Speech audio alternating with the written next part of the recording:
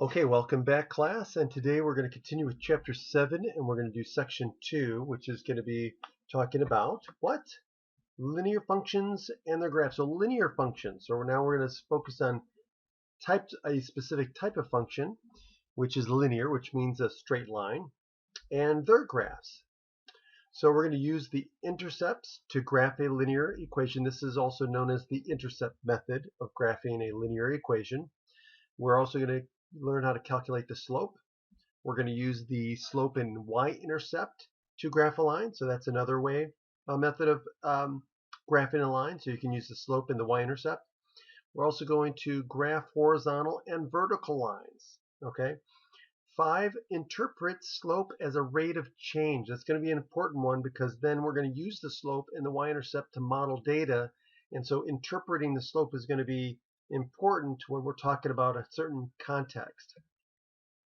So now, all equations that have this general form, ax plus by equals c, where we have a multiple of x plus a multiple of b is some constant, these are straight lines. Okay, so this is the general form of a straight line.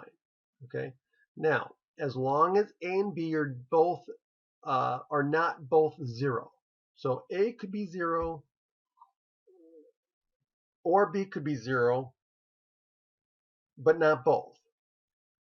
Okay, these are called linear equations in 2 variables. Okay, now locating intercepts. So how do we locate the intercepts? To locate the x-intercept, which is where the graph of the line intersects the x-axis, we set y equal to 0 and then solve for x, because again, the point is on the x-axis, which means y has to be equal to 0.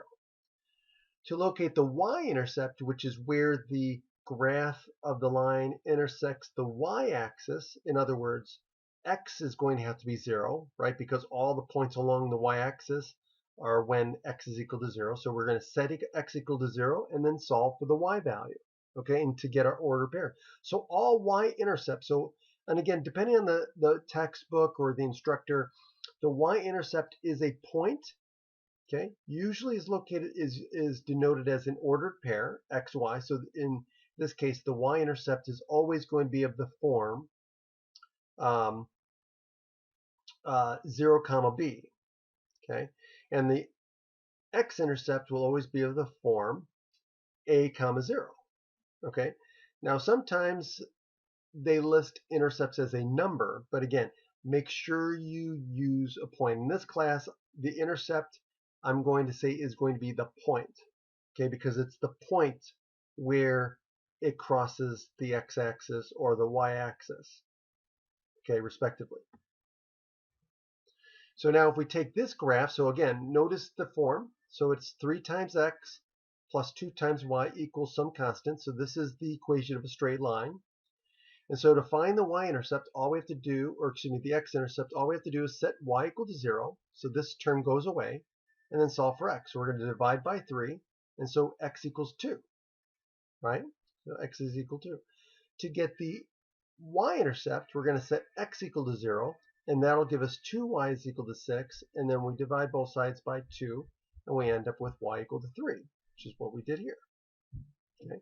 So the x-intercept here, excuse me, is 2, comma 0, and the y-intercept here is 0, comma 3. And so that would be the 2 points, the x and y-intercept, and we can use these to graph the point. Because once we know the x and y-intercept, we can graph them here and here.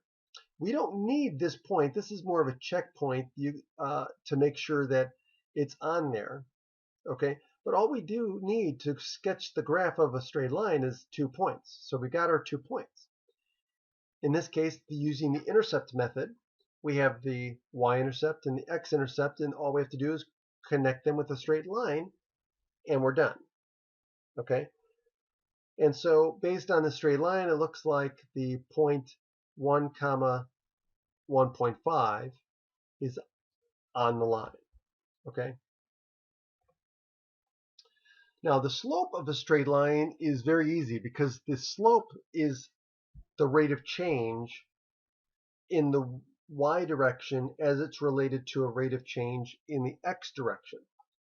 And so it's basically telling you how fast is the line going up or down. And the thing is for straight lines, this number is always going to be constant. So it doesn't matter what 2 points you use on the line, they will always give you the same slope. So it's a change in y divided by the change in x, or what we call rise over run. So it's the number of units that it goes up or down divided by the number of units that it moves either right or left. Okay, so in general, the formula is y2 minus y1, because we're talking about in the y direction. So final minus initial, if you will. So y2 minus y1, and then you divide that by the quantity x2 minus x1. Again, this cannot be equal to 0. Okay, we can't divide by 0, remember? Okay, so now to get the slope, the way to visualize it is we're taking the distance in the y direction and we're dividing it by the distance that you move in the x direction. So it's the vertical distance divided by the horizontal distance that you travel to get from this point to this point. And that change in both the y and the x is your slope. So now if we want to find the slope of a line that passes between a pair of points, then all we have to do is label which point is going to be 1 and which point is going to be point 2. And so this would be, if this is point 1 and this is point 2, then this would be x1 and x1 and y1. This is going to be x2 and y2, and then we use our formula. And so we just plug in at this point m, which denotes our slope. We're just going to plug and chug. So we just plug in y2, which is 4, minus y1, which is negative 1. So 4 minus the negative 1 is 5. And then we do the same thing on the bottom, x2, which is negative 2, minus a negative 3, which gives us 1. And so our slope is 5. Okay? And notice that the slope is 5 goes in the upward direction. Okay? Because it's positive. But we'll talk more about that later. Now, there is a form called the slope-intercept form of an equation. So we saw the general form. Okay. Now we can look at the slope-intercept form. The slope-intercept form of an equation of a non-vertical line with a slope of m and a y-intercept of b is y equals mx plus b.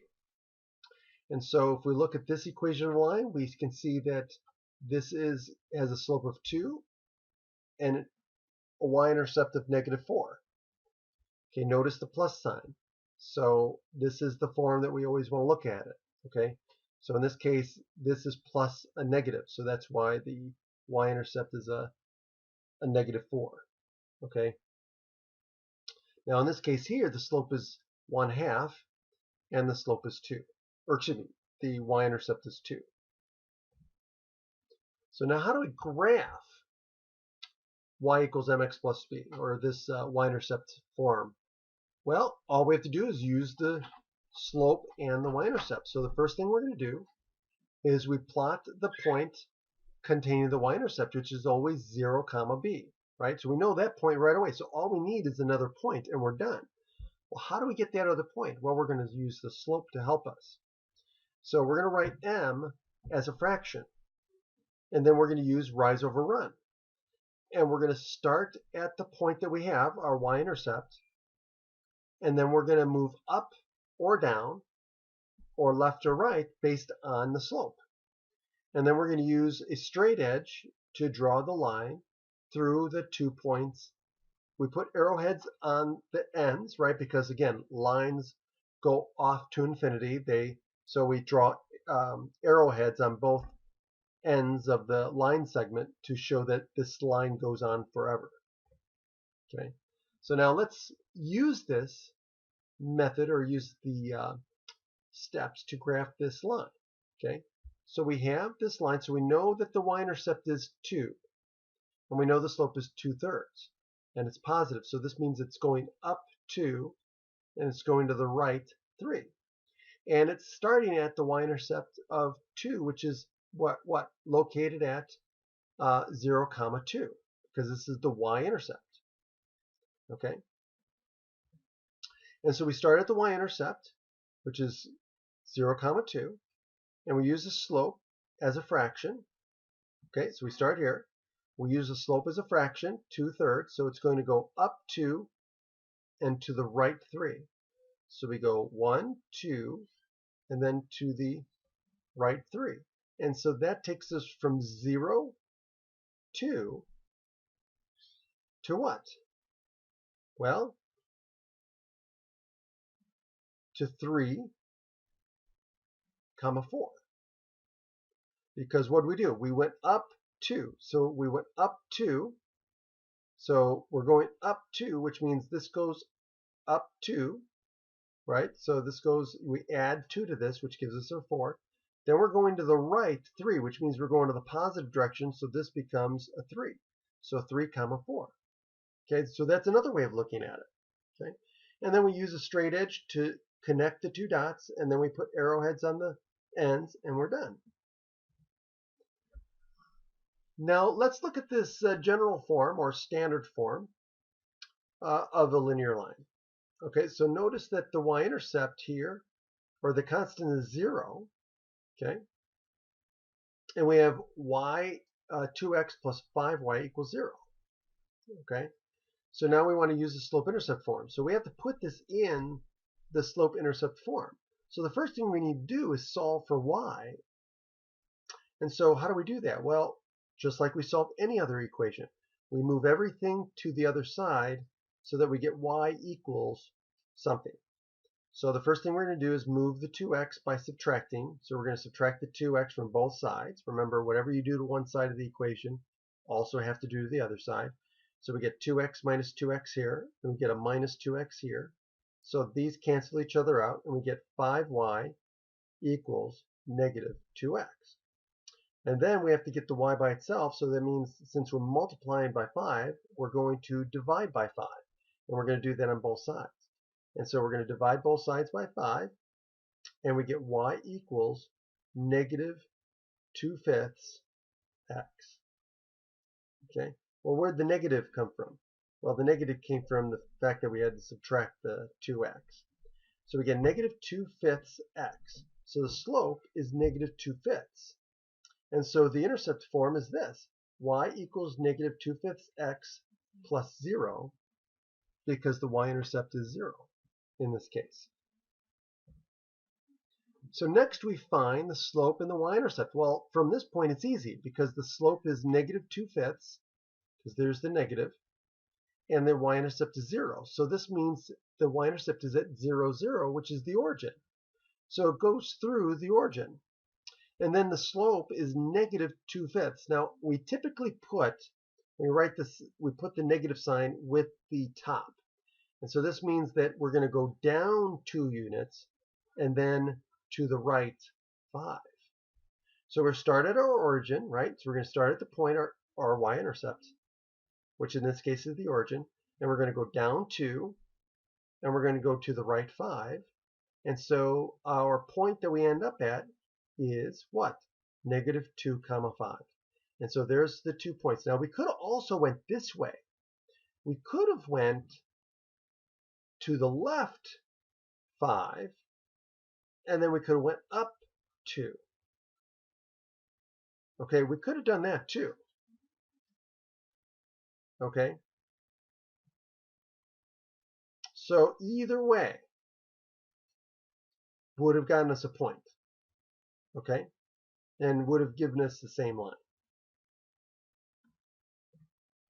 So now what about horizontal and vertical lines? So now these are special linear lines that don't have the general form. I mean, you can put them in the general form, but realize that these are just special forms of the vertical or a straight line.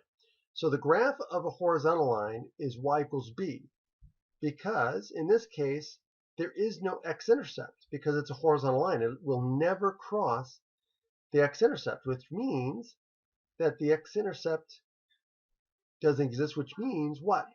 The slope is what? 0. So if the slope is 0, then the x term goes away, and we're just left with y equals b.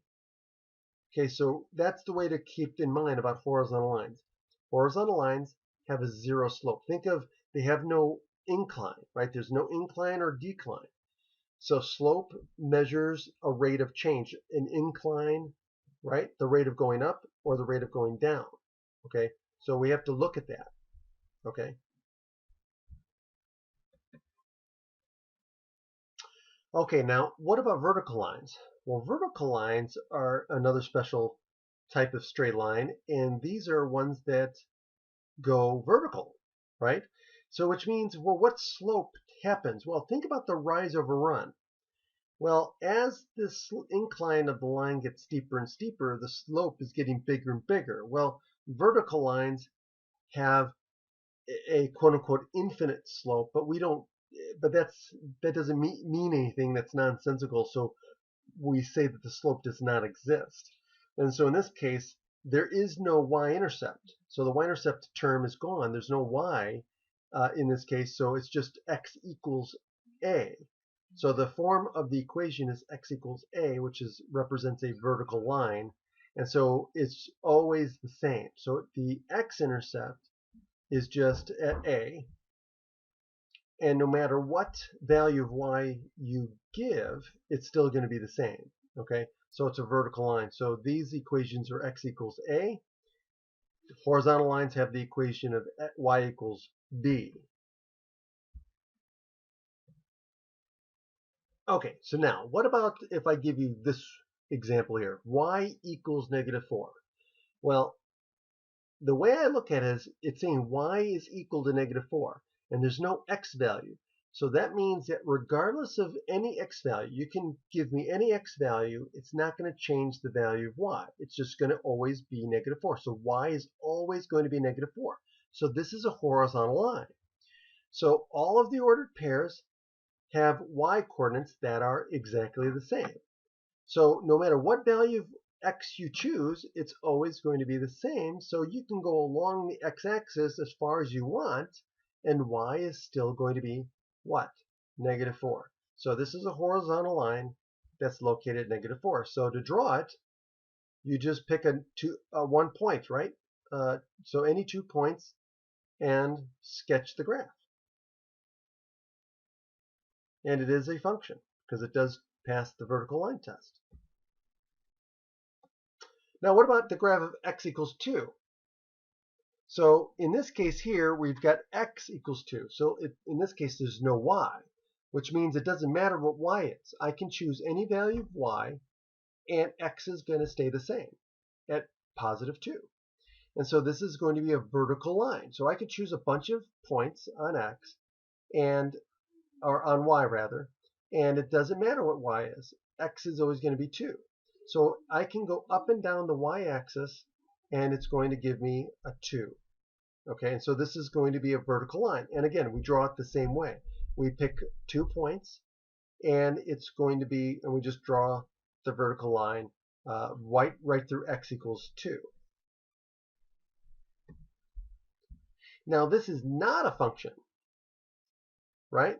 And because it does not pass the vertical line test. In fact,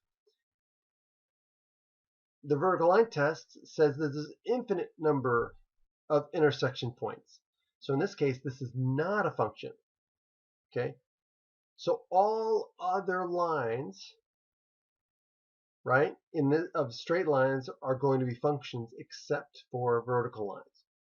Okay, no vertical line is a function, a linear function. Okay, so now the graph of y equals b or f of x equals b is a horizontal line, and the y-intercept is going to be b. The graph of x equals a is a vertical line, and the x-intercept is a. And so there's the summary of the whole thing. Okay, now let's talk about slope again. Okay, so slope is a rate of change, okay, as we talked about, and it's defined as a ratio of a change in y to the corresponding change in x. Okay, so slope can be interpreted as a rate of change in an applied situation. Okay, so in this case here, if we look at the line graphs, so the lines show the percentage of American men and women ages 20 to 24 who were married from 1970 through 2010. Okay, and find the slope of the line segment representing women. Okay, we want to describe what the slope represents.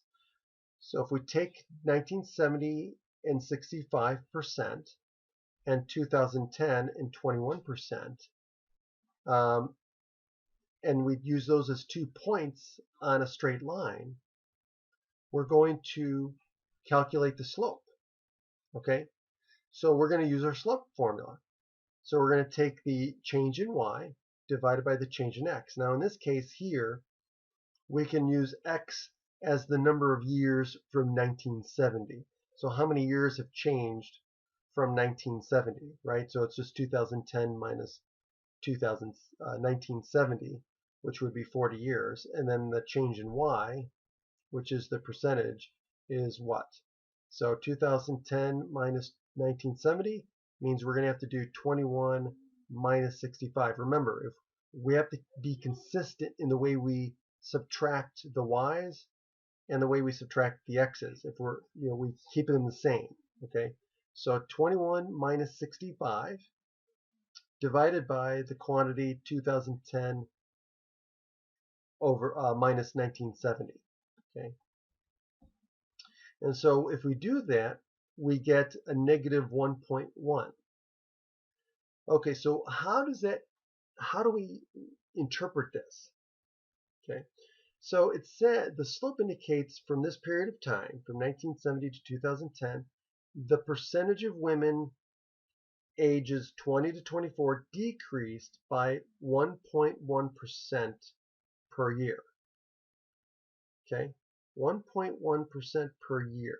So it's, in this case here, we're interpreting this as a rate of change in the numerator with a 1 unit change or increase in the denominator. In this case here, this is saying, hey, there was, for every year that goes by from 1970 to 2010, the percentage of women ages 20 to 24 who were married decreased by 1.1%. Okay. Now, linear functions are also useful for modeling data that fall on or relatively near a straight line. Okay, so in this case here, oops.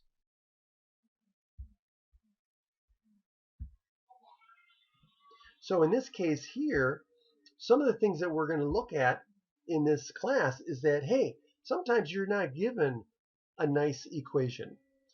Sometimes in real life, or not sometimes, a lot of times, most times in real life, you're given a data set. And you have to look at that data set. And if the data points fall near a straight line, we may want to use a straight line to model the data. Okay, and so that we're going to get into that a little bit later, but that's going to be in another section. So now that ends our section here. So again, please make sure you watch the videos before class. Please make sure that you're going through the suggested homework, and also write down your questions. Do some of the more of the other examples in the textbook, and bring your questions. And if you get stuck on something, bring it to class. That's where we're going to really work through understanding this material. But it starts and it begins with you making sure you're watching the videos in their entirety before you get to class. So again, if you have any questions, please reach out to me. Until then, have a great day.